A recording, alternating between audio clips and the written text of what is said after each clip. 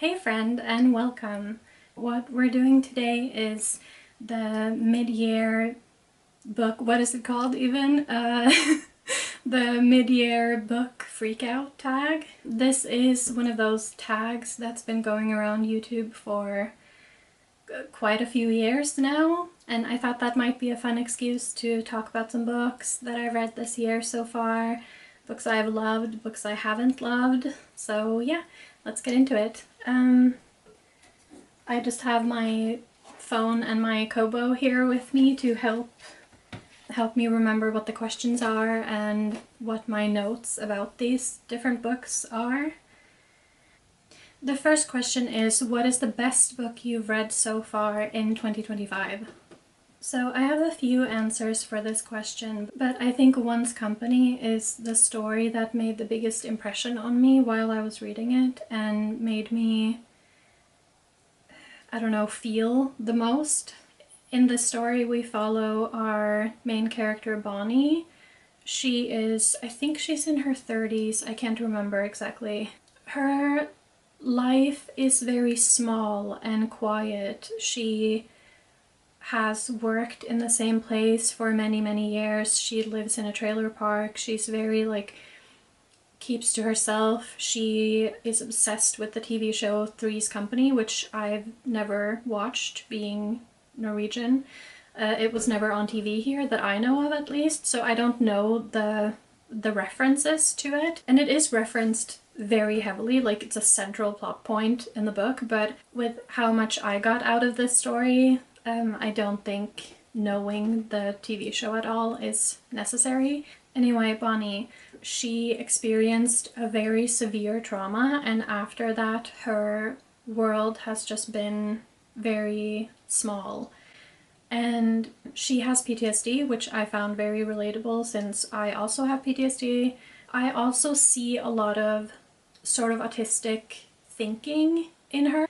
She thinks in a way that I could see a lot of myself and a lot of my younger self in her. So Bonnie, she's obsessed with this TV show. She comes into quite a bit of money and decides to live out her fantasies, essentially.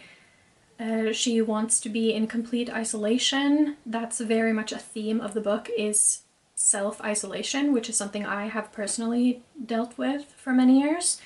It's not a sad book. It's the kind of sad that has an undertone of humor, like you could be laughing and crying at the same time, that kind of vibe. This book is not for everyone. I've seen some reviews saying there's no character development, to which I strongly object. I think there is plenty of character development, and Bonnie learns a lot through this process. And is it insane?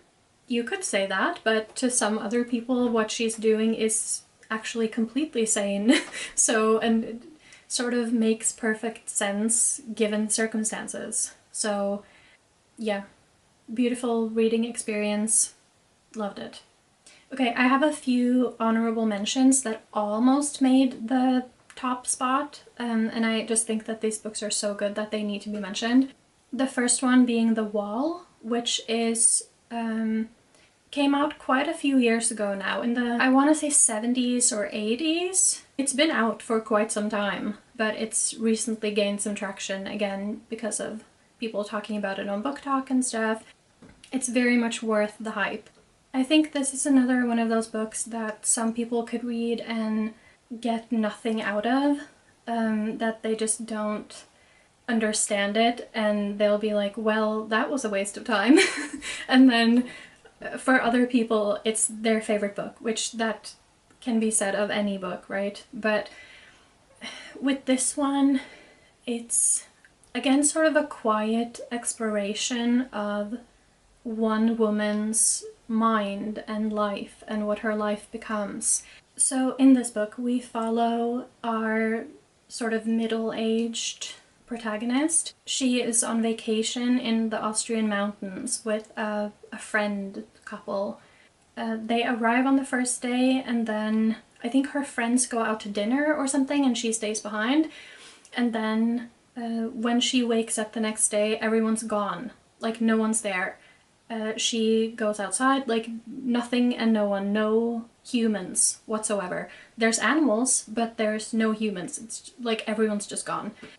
And eventually she sees some people in the distance, and they are like frozen in time.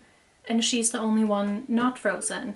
And she also, as she explores her surroundings, she also comes across this wall, hence the name of the book. There's like an invisible, impenetrable wall. It's a pretty big area that she's in these mountains. She has like entire mountainsides and valleys at her disposal, but yeah. So I think we follow her for some years as she lives in the confines of this wall in the Austrian mountains. And to me it was incredibly fascinating. I loved it. It's one of those books that has really stayed with me. Like, I keep thinking about it. I read it early this year and it's just been on my mind ever since. I have 2 more honorable mentions. I'll go through them a little bit quicker. The first one is Creep, a Love Story. This is one of those like unhinged women litfic type books. I don't hear a lot of people talking about this, and I think more people should be talking about it.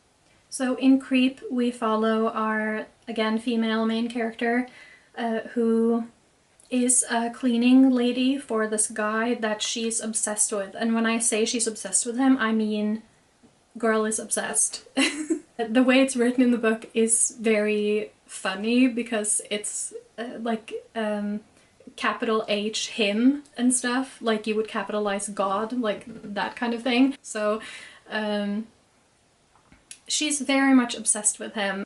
I don't really want to talk too much about the plot, but this is one of those books that I really love. I really love literary fiction, and especially the kind of books that follow people with either mental illness or kind of unusual, obsessive ways of thinking. I find that very fascinating. I also found this relatable to an extent, not the obsession part, but the way that she is like an outsider character. She is very much like, my sister is a normal person, why am I not a normal person? Like, what is it that makes me different, sort of? Like, she's sort of aimlessly wandering like that, and then she just goes headfirst into certain things that aren't like a healthy way to go, but she can't see that because she's too far in it, you know? Again, very well written. I annotated a lot, and another book that I look forward to rereading at some point in the future, and it just left a mark on me somehow. So yeah, that's Creep, a Love Story. My last honorable mention is my most recent favorite book of the year that I finished about a week ago. It is The Staircase in the Woods. So The Staircase in the Woods follows a group of 5 friends. It's 4 guys and 1 girl, and we follow them in the past, growing up as teenagers in the 90s, and we also follow them in present day as adults. And we learned what happened between them, why they are no longer really friends. So as teenagers, they were on a camping trip and they came across a staircase. So one of the guys, Matt, decides to go up the staircase, and he vanishes, and so does the staircase. And the friends are obviously in shock for some time. They don't know what's happened, but he remains missing. He never returns. So things happen, they drift apart, and there's a lot of things unsaid between them, and a lot of sort of toxic feelings toward one another and stuff. So they come together again in the present, because one of the guys sends out an email saying, hey, I have cancer, I'm gonna die, come see me. So they come see him, and things are not quite as they seem, and he has found a staircase. He's been looking for them this entire time, and he's committed to saving Maddie. So that's kind of the basics of the story. I loved this book so much. It has amazing and very realistic, in my opinion, friendship dynamics and just dynamics between people, and also incredibly well written. I mean, he goes a little hard at some points where it's like, okay, yeah, we get it, but but overall, very like 5-star writing.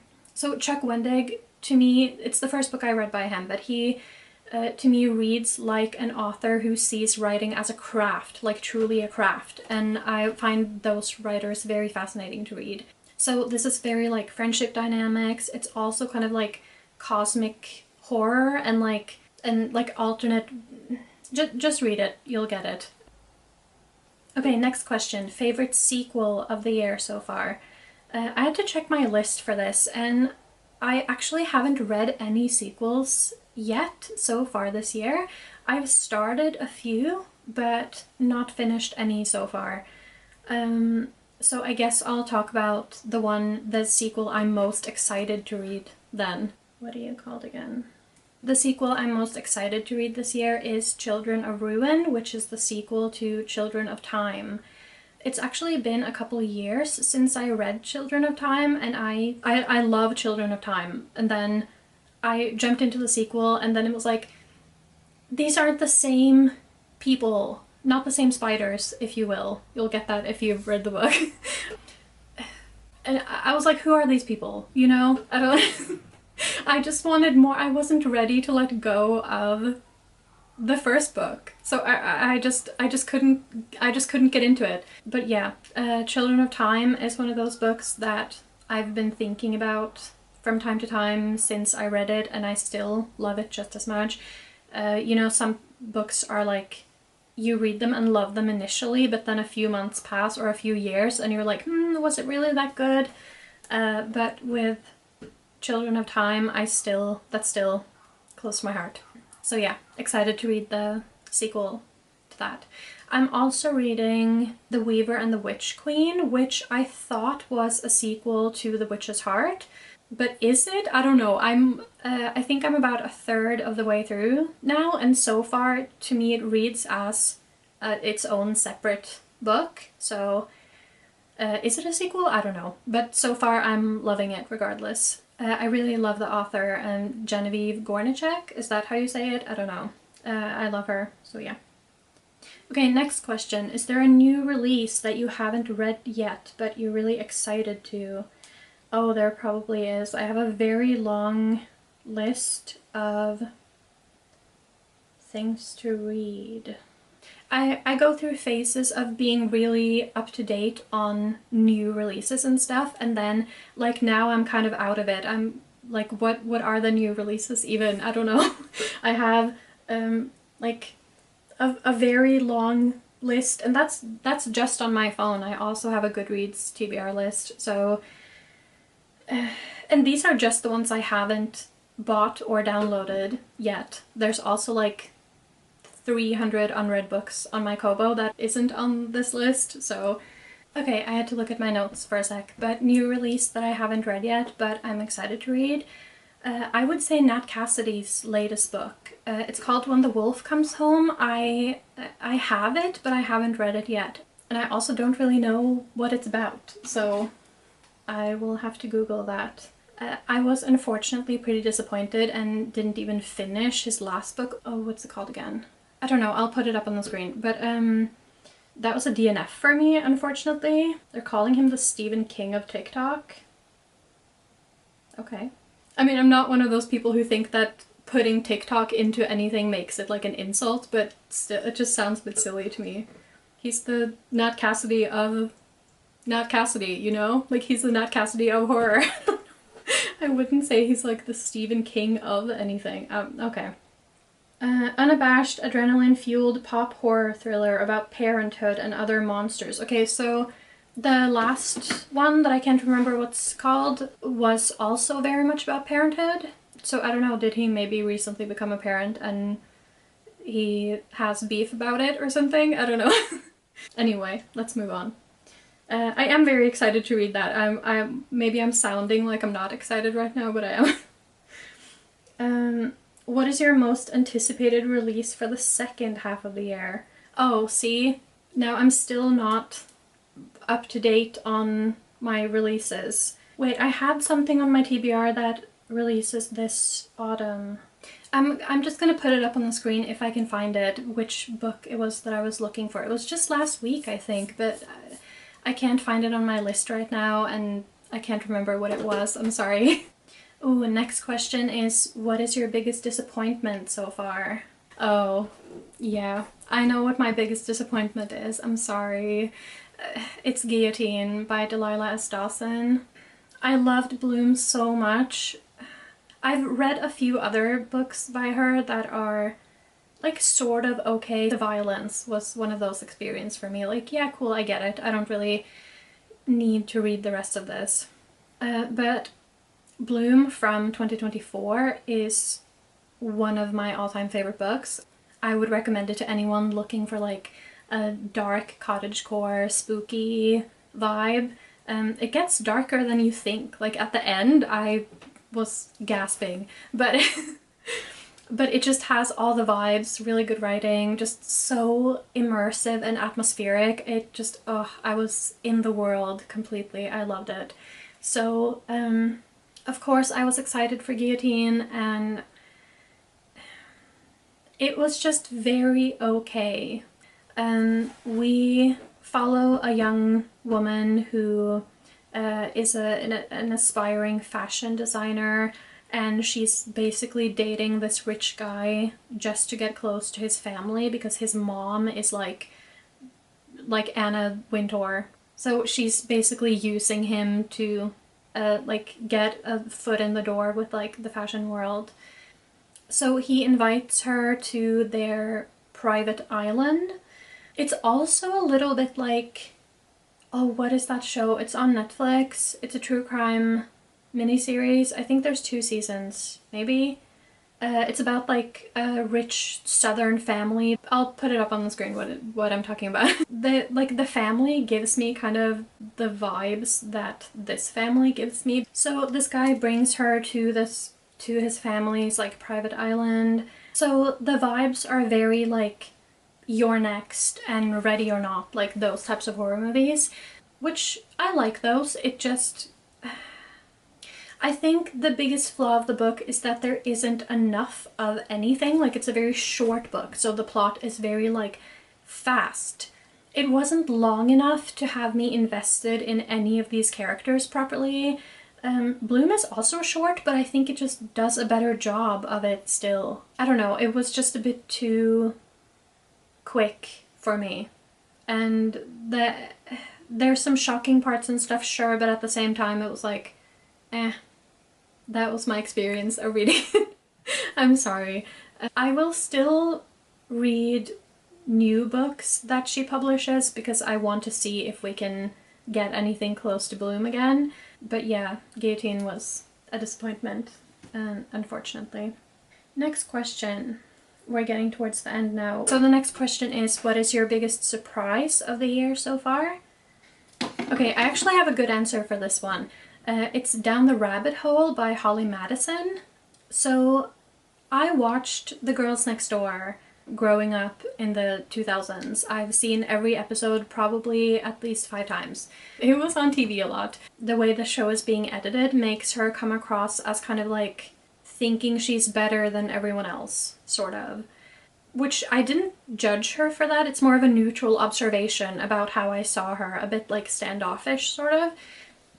But yeah, I always thought that, just based on the TV show, that Hugh Hefner was like sort of a bumbling idiot.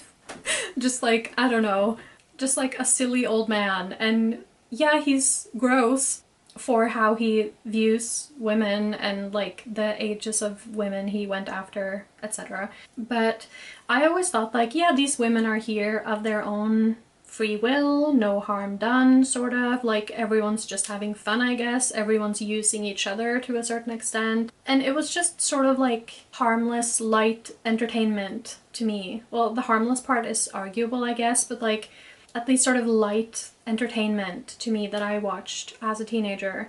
I also always really liked Bridget because she just has such a nice personality, and she's a spooky girl. She loves Halloween and everything. So yeah. Down the Rabbit Hole has been on my TBR for like 10 years, and I wish I had read it sooner. It's, first of all, incredibly well written.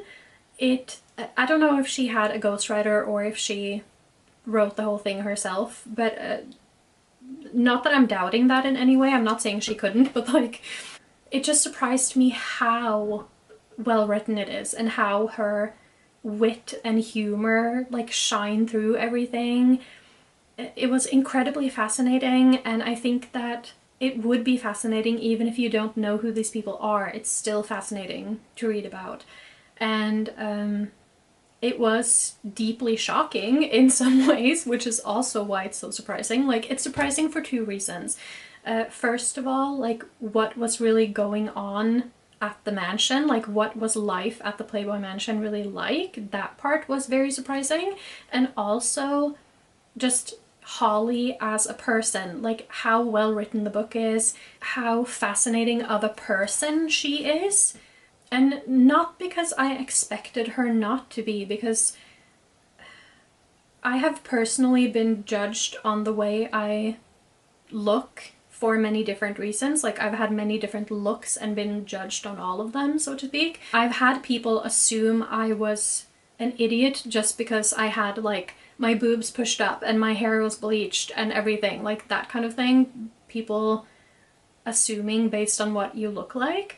It's not that I was expecting less of her, like expecting her to be an idiot, not at all, but it's just the level of, like, this is a person that you can sit down and have a deep conversation with, a real conversation with, and not everyone is that, you know?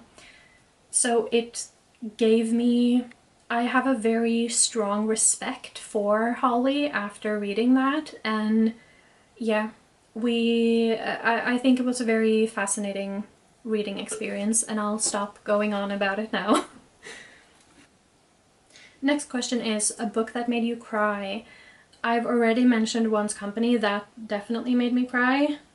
I also think I cried a little bit at The Ministry of Time, but that was one of the first books I read this year, so I might be misremembering that. I just feel like I maybe... Oh, Sandwich. Yeah, that's also I read at the start of the year, so Sandwich follows a middle-aged couple and their now adult children and going to this beach house and doing this vacation that they've been doing since their now adult kids were kids, basically. And we follow mostly the mom, and it's just an exploration of motherhood and grief and loss, but also the immense love she has for her family and her kids, and like all the feelings, basically. This is such a emotionally intense book because she has so many feelings. Like, she has anger towards her partner, but also so much love, and so much love for her kids, but also grief, and she's had some miscarriages. Like, there's... I'm not a mom, but I want to be. I want to have kids. So I understand, like, you can't fully relate until you have kids and stuff. Yeah, I get it. But I still think that it made a very big impact on me, and I still feel like I saw this character and understood her, sort of. So yeah, that's one that definitely made me cry a lot. Next question, a book that made you happy. Dungeon Crawler Carl. That's one that made me happy. I laughed a lot while reading it. Oh, that's another one I should have mentioned in the sequels part, because I'm currently reading the sequel. I'm just reading it very slowly because these are my anxiety relief books. So it's like when I really need it, when it's like the dread, the existential dread is just closing in on all sides of me, that's when I read Dungeon Crawler Carl. So I think it calls itself like lit RPG, like game lit or something, and I think that's very fitting. It's like post-apocalyptic, and very violent, but also a lot of humor and very like silly. I would say the humor is leaning a little bit elder millennial, but very funny. And like the sort of Xbox style achievements and stuff are so spot on. But anyway, I'm getting ahead of myself. So we follow Carl. He lives with his shitty girlfriend and her like prize-winning cat, Princess Donut. I love Princess Donut. But anyway, Carl, I think he's out smoking a cigarette one night or something, and the cat comes out with him. And then the world ends while he's just out for a cigarette. And anyone who had a roof over their head is just like permanently, you know, out of existence.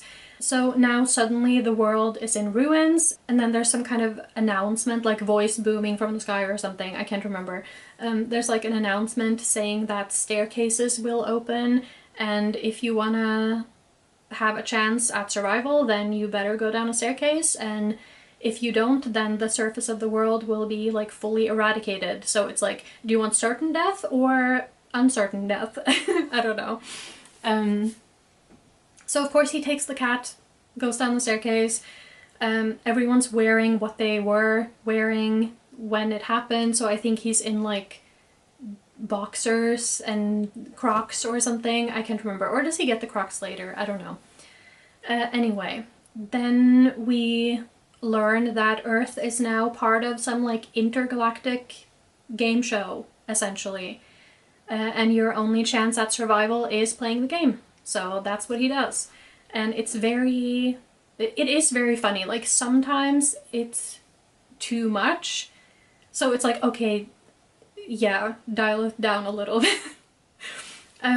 But I started reading the first book when I was laying in bed on the verge of a panic attack. Like I could feel it coming on. Sometimes it comes on very slowly for me.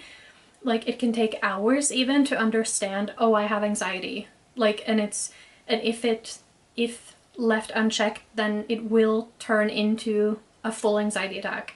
This book just like pulled me right out of the anxiety spiral I was in, and I was able to sleep. So that was nice. And since that, I've been reading it. I've been reading the series whenever I feel like that over the past few months, basically. I think I'm about halfway through the second book, and so far I don't think it's as good as the first, but maybe I'll be surprised by the ending, and there are more books in the series, so anyway, I'm looking forward to continuing that. Last question. Oh no. This is a hard one. What books do you want to read by the end of the year? Well, I showed you one of my TBR lists, and it's a mile long, so or a kilometer long, as we say here in Europe. Okay, I'll mention a few that are kind of on the top of my TBR list right now, that I know I want to get to sometime soon. We have The Blighted Stars, which is a sci-fi. The Center Cannot Hold, which is a memoir. Don't Let the Forest In, which I think is a YA horror. I might be wrong about that. Immaculate Conception, which is, I think, a lit fic, but I don't know too much about it.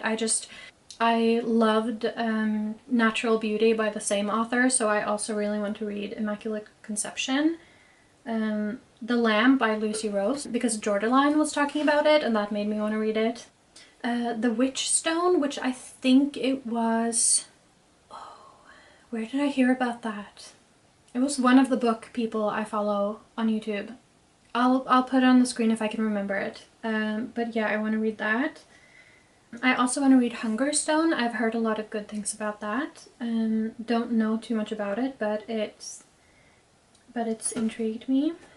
I want to read Pen Pal because someone said it's the scariest book they've ever read, which that's a quick way to get me to read or watch something. If you say like, this is the scariest movie I've ever watched, then I'm watching that. Oh, and I also want to read Death in Her Hands by Ottessa Moshfegh because it's the only book by her I haven't read, I'm pretty sure. So just to complete. No, I also haven't read Lapavona. I started and DNF'd like a couple years ago, but I didn't get far enough in. It was just such a bleak and boring start that I was like, do I wanna lock in here? I don't know. But I should get on that. So those were all the questions. Thank you so much for hanging out with me. I still feel so awkward when I do, especially like intros and outros, because I never know what to say. So yeah, thanks for hanging out with us, and I'll see you soon.